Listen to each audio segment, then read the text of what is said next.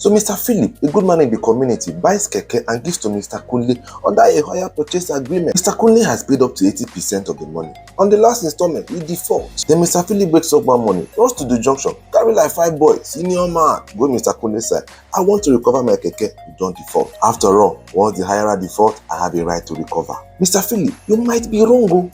Calm down, make we look the matter. Now, a hire purchase agreement is when you collect an item from the owner and begin to pay for it small as though you are hiring it, but with the intention and joint understanding that at the end of the payment, ownership will pass to you. This is the simplest definition of hire purchase. Under the common law, the owner's right to recover from the hirer is unqualified. If there is a slight default in payment, he can take possession of the property even without a court order, and this worked a lot of hardship for the hirer. Number 1, the hirer has no right to redeem a property that has been seized or collected by the owner.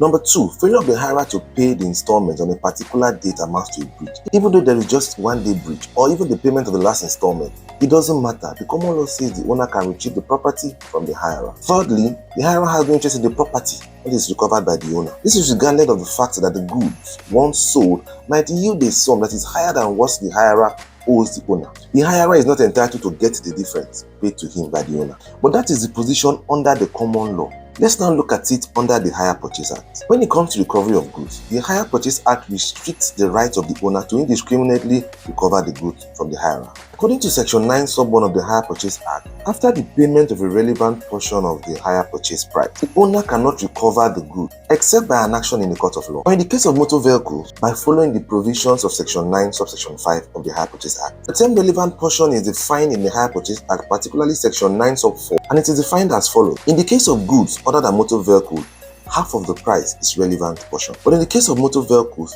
3/5, that is 3/5 of the hire purchase price is the relevant portion. It therefore means that after the hirer has paid the relevant portion, the owner cannot recover the property from the hirer without going through the provisions of the law. If the owner of the good decides to recover the property in contravention of this law, Section 9 Sub 2 of the Hire Purchase Act states that the transaction will be determined, that means you don't pafuka, and the hirer will be free from all liabilities and entitled to recover all amounts paid, as well as security given in consideration of the hire purchase agreement. Any guarantor who stands as surety is also free from all liabilities as the agreement has broken down irretrievably. In relation to motor vehicles, Section 9 Sub 5 of the Act states that when the hirer has failed to pay 3 or more installments, the owner of the vehicle can retrieve the vehicle to any place or premises under his control, and the vehicle is to be held there pending the determination of a court action. The owner shall be liable to the hirer for any loss or damage which might be caused by the removal.